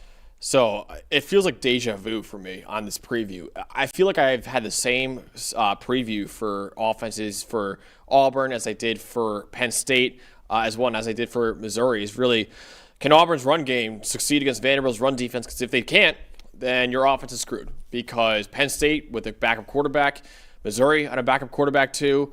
Auburn pretty much is on a backup quarterback this year. I was going to say, you got all of the offenses with major – I didn't even realize when we were setting this up. You got all the offenses with, like, major quarterback problems. Yeah, it's just like, I'm just like, all right, I'm running the same thing over and over again. It's like, hey, you got to win. Easy week of prep for you then. It was kind of the same thing over and over again, yeah. I got all the fun ones, apparently. I'm doing a lot of run games in this one. I'm getting in the trenches right now. Auburn's passing game, because of Auburn's passing game, why I'm saying this right now, their passing game has been a disaster this year, which is unfortunately – defined Hugh Freeze's time as head coach and really ultimately what got him fired at Auburn, because they've always had talent elsewhere offensively and always talent elsewhere defensively too, but they can never figure out quarterback, whether it be Peyton Thorne or now Jackson Arnold. Right now, Auburn, 126th in the country in passing grade right now. They benched Jackson Arnold for Ashton Daniels. They benched Ashton Daniels during the game last week against Kentucky for Jackson Arnold.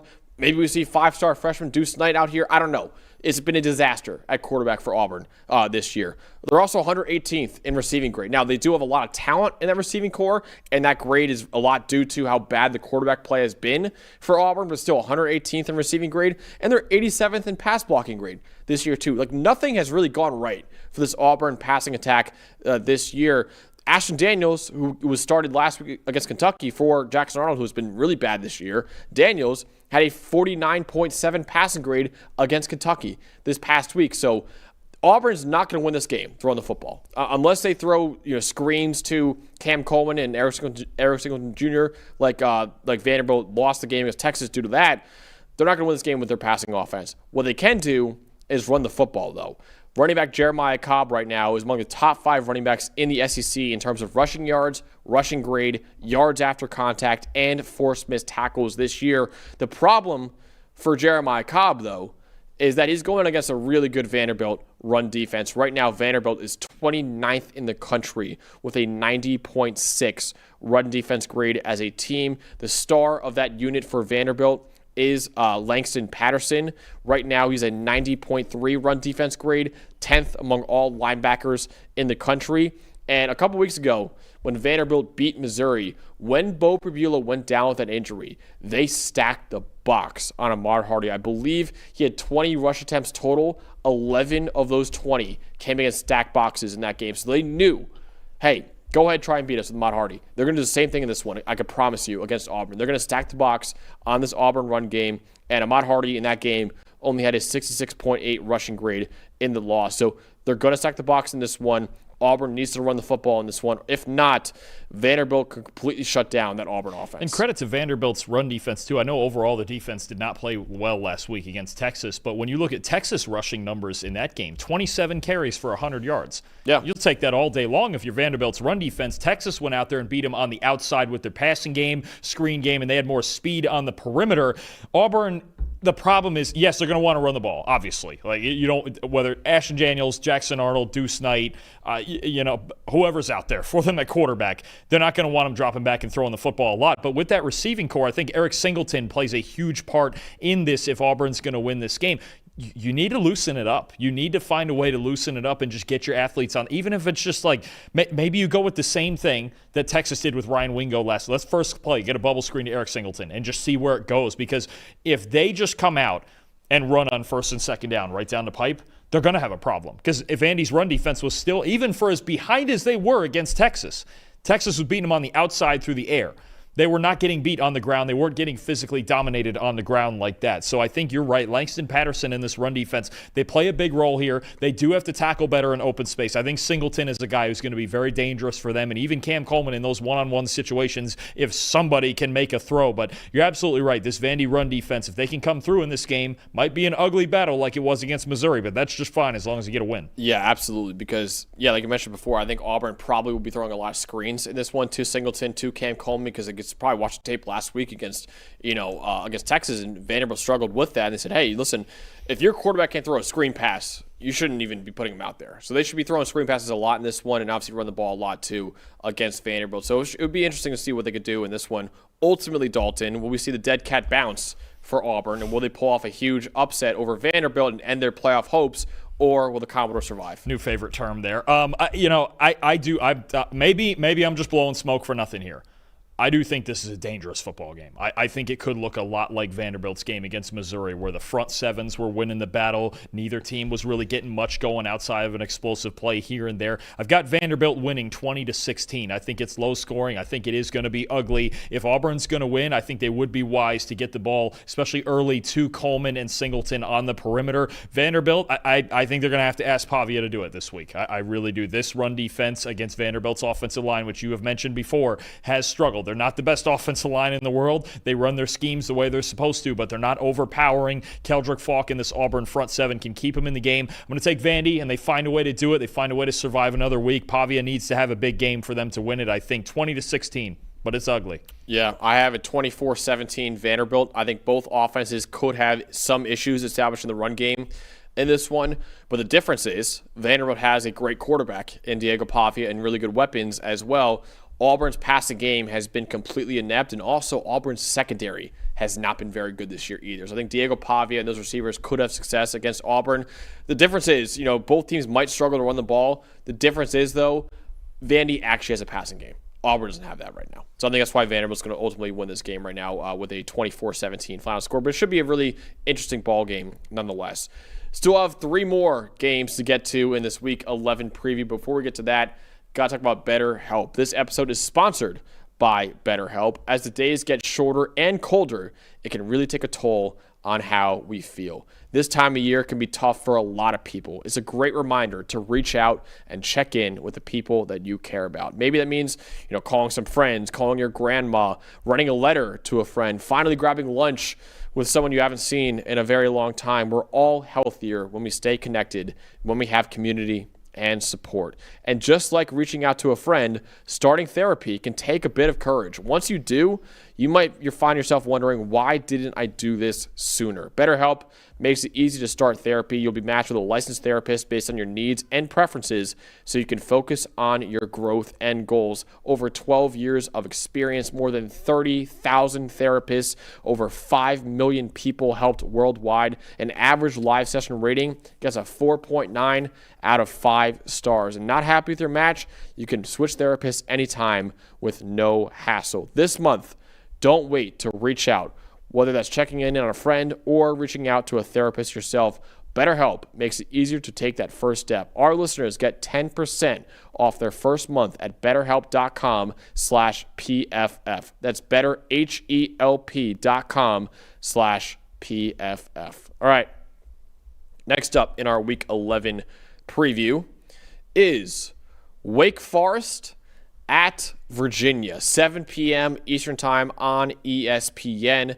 Can Virginia continue walking the tightrope right now? They have been one of the best stories in college football this year. The Cavaliers are off to an 8-1 start right now, their best 9-game start in 35 years for that program. In fact, Virginia had not won more than 6 games in a season since 2019, and their head coach, Tony Elliott, entered the year in the hot seat. He's on a ice throne right now, Tony Elliott, the way he's coaching this Virginia program right now.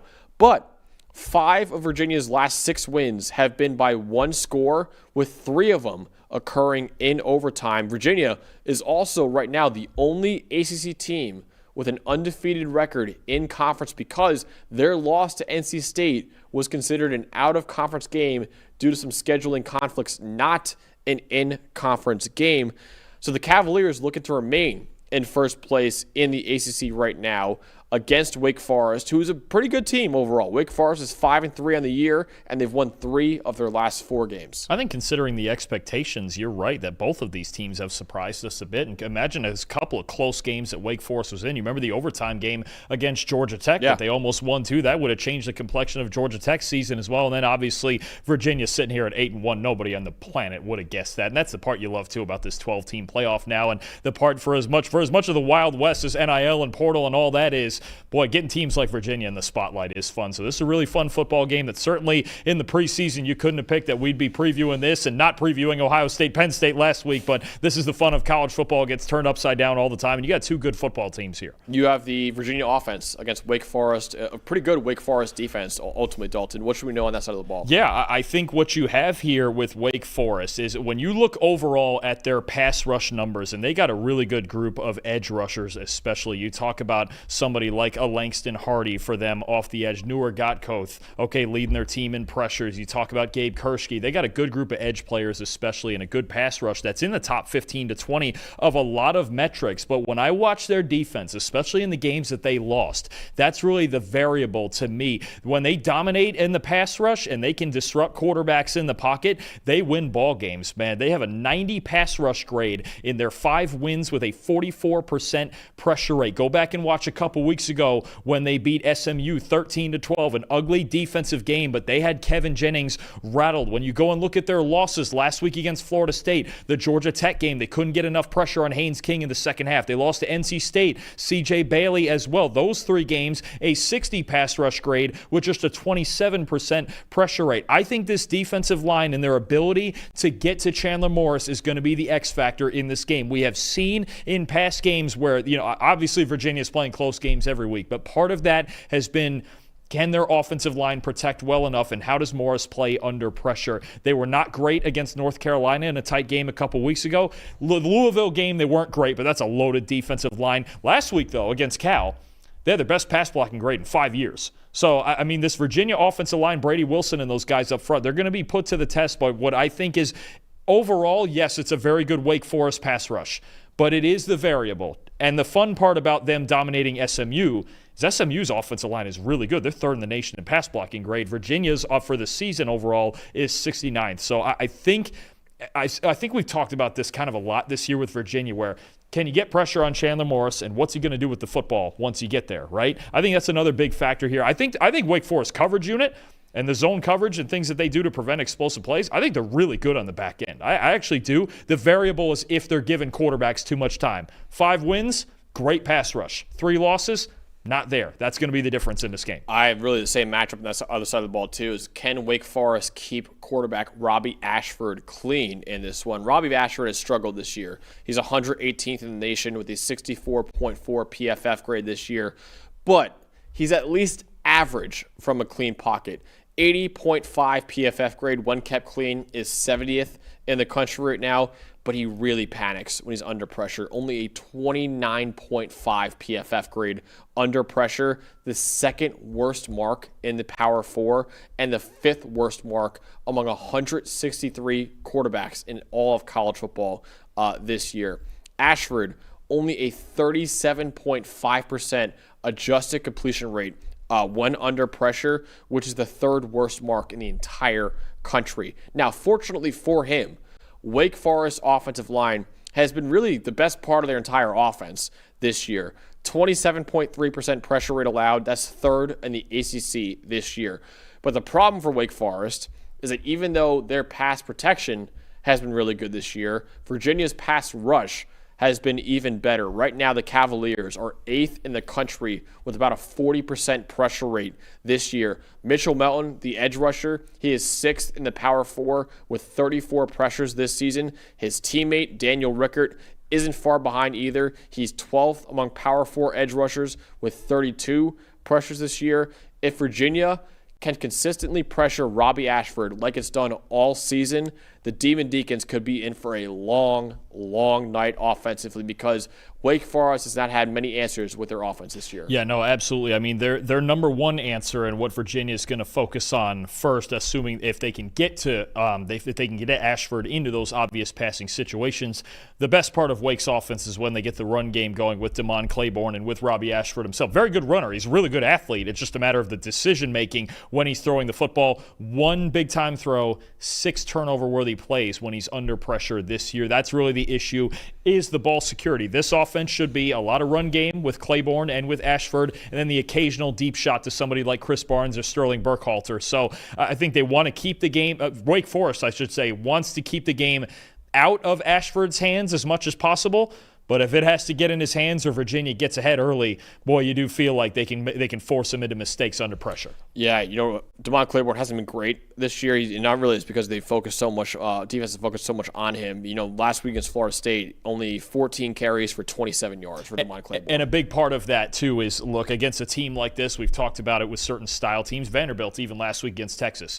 If Virginia can find a way to get ahead, 2 scores, 10-0, 14-0 early, which is what it took Florida State a little bit longer to really pull away. But if you can get ahead of this team early and you make them a passing team, you're at a huge advantage if you're Virginia. Stopping the run on early downs and early in this football game for Virginia can put them in those great situations for the pass rush like you were talking about. So ultimately, Dalton, will Virginia continue to walk the tightrope, or will they finally fall off that tightrope and suffer their first in-conference loss to Wake Forest? Well, I can't pick them in a blowout because they just don't do that. Yeah. That's not their thing. Even last week, they won by 10, but it wasn't until a last-second pick 6, right, from Cam Alexander. So, I got to pick it to be a close game. The real suspense is whether we're going overtime or not. Last week, almost.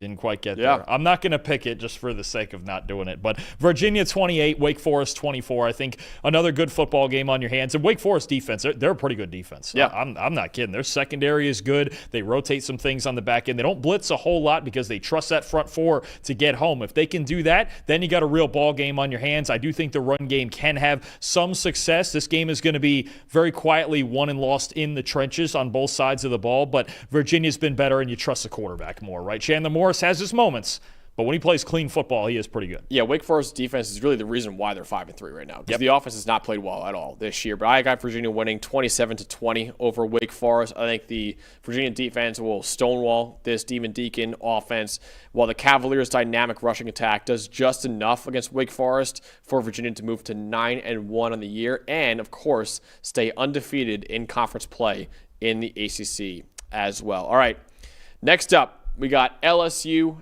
at Alabama, 7:30 p.m. Eastern Time on ABC. Can LSU shock Alabama in the first game of the post-Brian Kelly era? So after losing in really embarrassing fashion, they got blown out by Texas A&M a couple weeks ago at home. LSU decided to part ways with head coach Brian Kelly after 4 seasons on the job.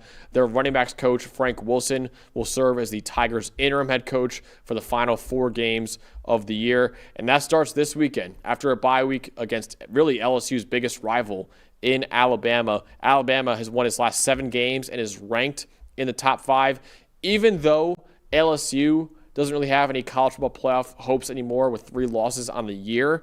They can still take pride in delivering a major blow to the Crimson Tide at home too. Yeah, no, absolutely. I think when you talk about this sort of rivalry game and LSU, and I think so much, and part of the reason Brian Kelly was fired was because for multiple years now, they've had so much potential. Yeah. They have a boatload of talent. That's not you and all your 5-star guys going there, and DJ Pickett and some of the guys on the outside, they're getting the recruiting class. They have Trey'Dez Green's a freak. It's not like they're short on talent. A couple of spots are struggling. We know the offensive line we've talked about a lot, but they're not short on talent. It's short on execution and just certain parts of their team.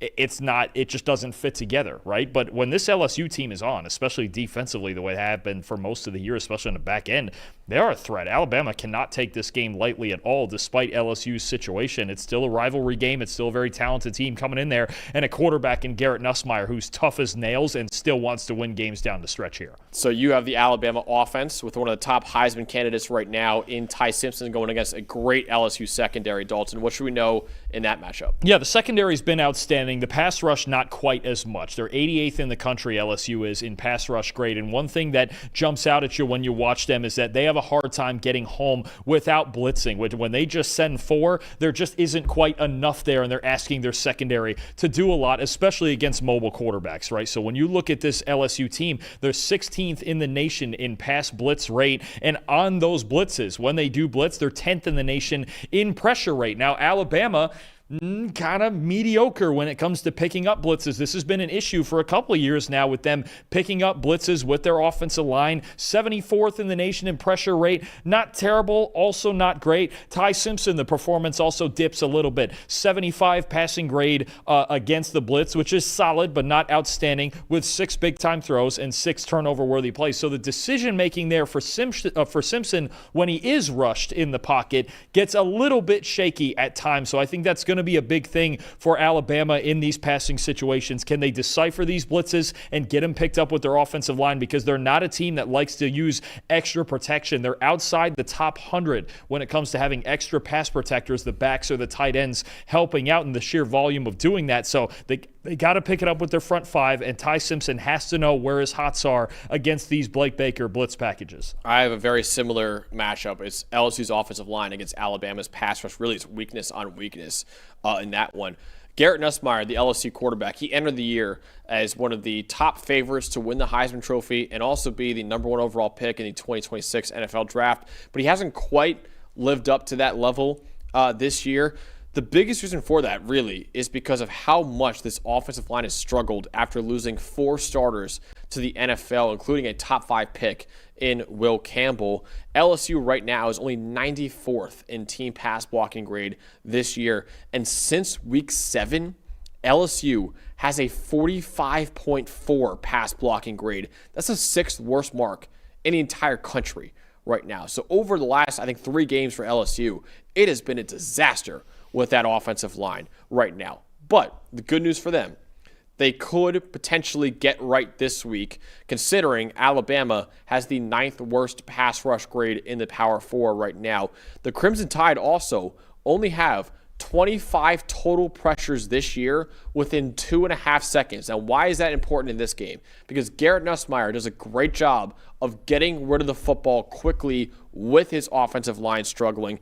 Garrett Nussmeier has an average time to throw of 2.45 seconds. That's the magic number for me, is 2.5 seconds. Can Garrett Nussmeier, can Alabama get pressure on Garrett Nussmeier within 2.5 seconds in this game?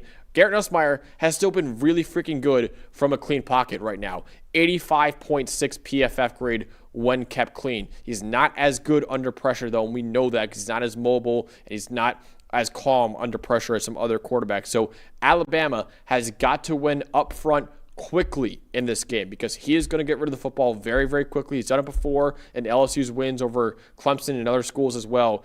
You got to get pressure on Garrett Nussmeier quickly, or else he could potentially have some success. But I will say Alabama's secondary has been outstanding this year too. So maybe if Alabama can hold up in coverage enough, that'll give the pass rush more time to get home to Garrett Nussmeier. Fun matchups on the outside that we're going to see, and I'm so curious to see what Kane Womack has planned for Trey Green, the big 6'7" tight end who's been just mauling people in these one-on-one matchups, going up and basically just rebounding footballs on the field. No, I think you're absolutely right, though, is the big problem for LSU has been their offensive line and not being physical enough.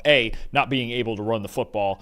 Going to be tough in this game, too, with big Tim Keenan in there on the inside and the way Alabama's linebackers are playing. So, once again, it's a game Nussmeier's going to have to try to win, but if you don't protect him, that doesn't matter because, look, Alabama had a couple of years there where Jaden Daniels tore him apart, but he's a whole lot more mobile than Garrett Nussmeier. This is really a problem, is up front.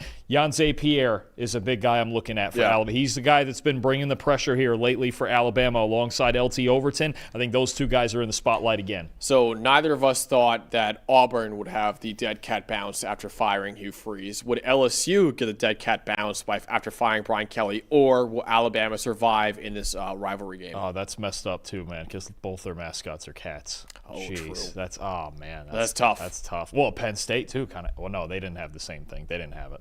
No, they didn't have it. No, they didn't have it. But I mean, either way, man, that's tough. They haven't won a game since they fired An James actual Franklin. dead cat bounce. That's They haven't tough. won a game since they fired James Franklin, by the way. Some would say it's probably going to be a trend in the future. If only there was a college football draft. If only there was a show that told you don't do that.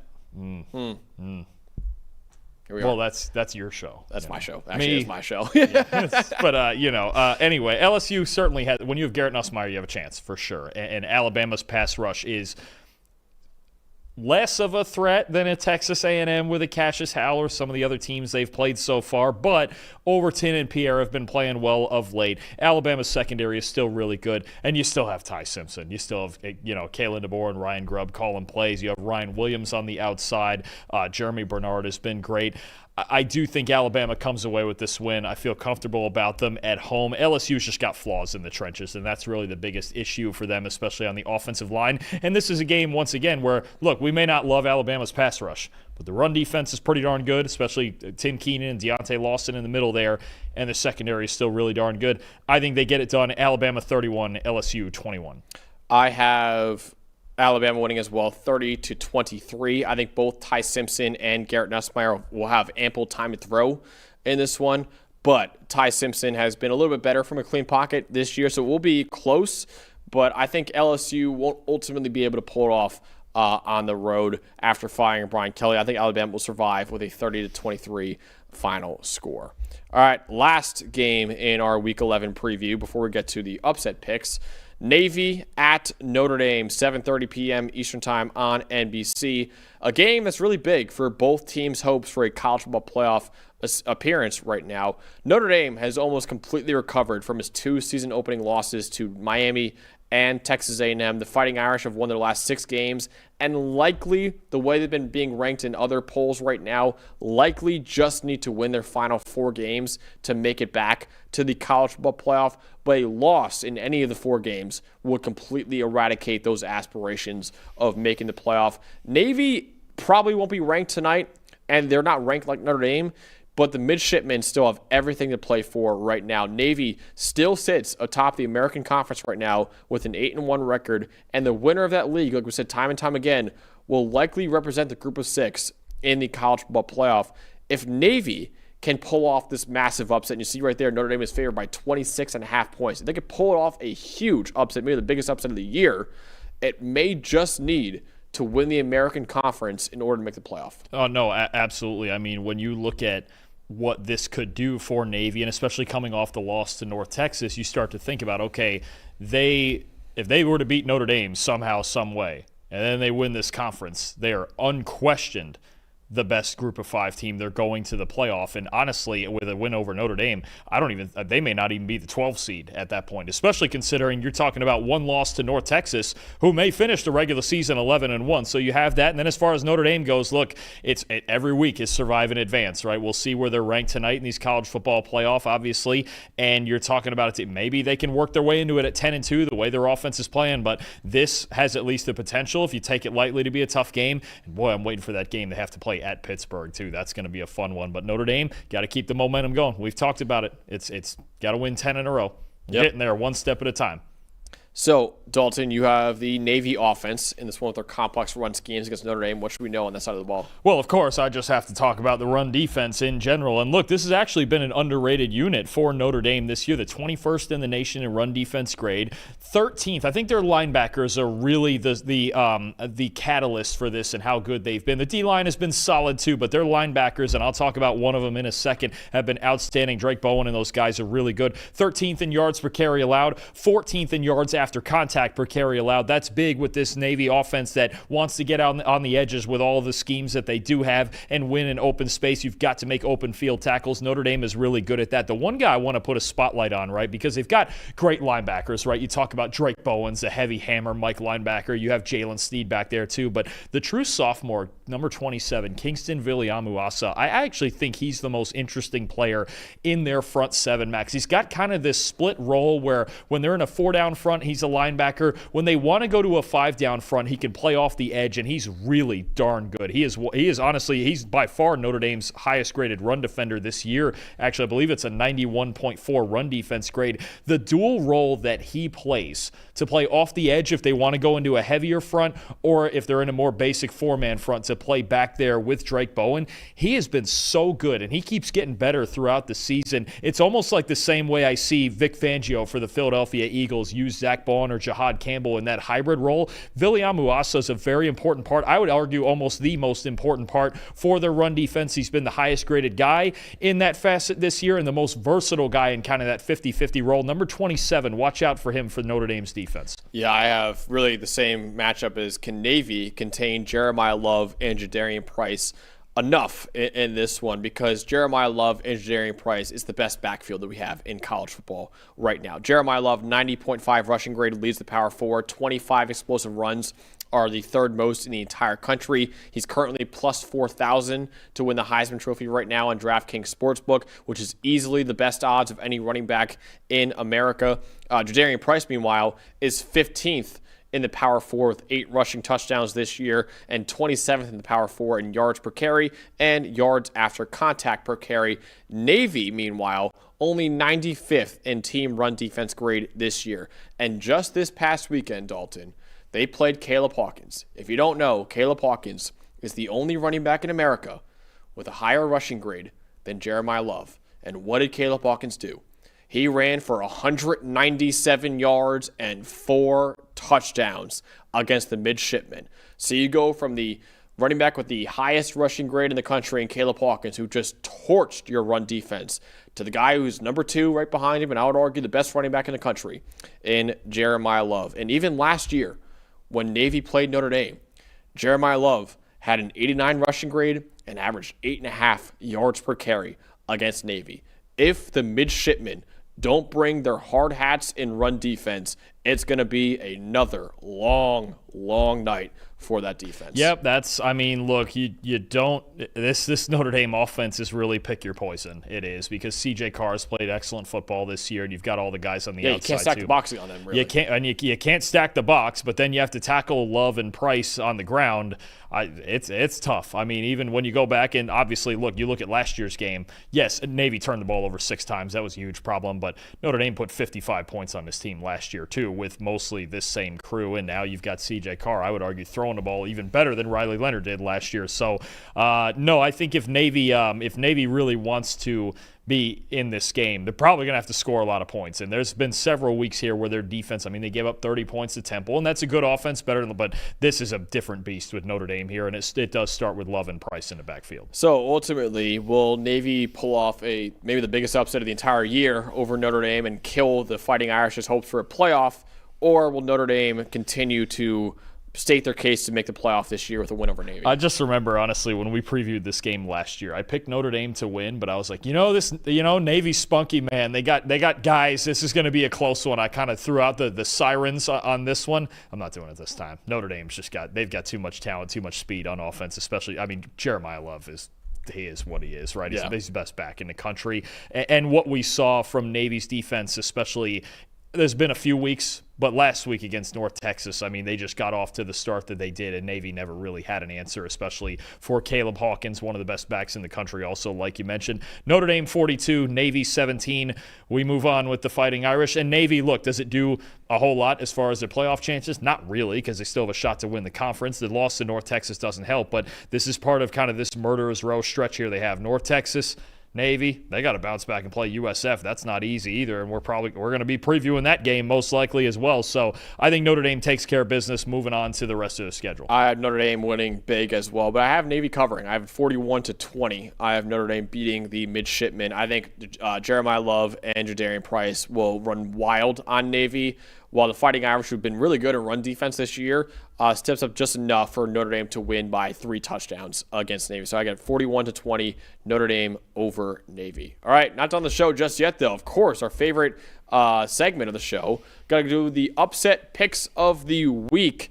Dalton, I have 994 points on the year. Eli still at 417. You are at 324. I feel like we've gone a couple weeks where we've missed. Yeah, it's been tough. It's been a tough couple weeks. I was annoyed this past week because all my other options hit and the one I actually officially picked didn't. That sucked. But no, it's been tough. We got to get back on horse here. By the way, I didn't even mention at the top, you and I are now tied in the standings this year. You got all the borderline games last week in the game picks. Yeah. So, yep. We're both 70 and 40 right now, and you and I both actually picked the same teams in every single game this week. So we're guaranteed to be tied going into next week. There just wasn't anything this week that I felt gutsy. Last week felt like the underdog week. Yeah. Now, maybe I'm wrong on this. This week feels like a lot of teams need to take – there's some good games, don't get me wrong, and certainly we're not going to get all 10. And if we do, well, we'll make some cash. But, I mean, I just think – this feels like more of a favorites week than last week. Well, we'll see. I think every time we think that it's going to be just chalk in college football, that's when madness happens. Last week I could sniff the upsets though. Like there was bound to be some chaos, especially in the ACC. It was just a matter of picking which ones. This week I had a hard time because I think a lot of the favorites this week are pretty clear favorites. I can go first. I'm going back to the well, actually. I believe the last time I got an upset pick right, and I've been on fire this year, but I've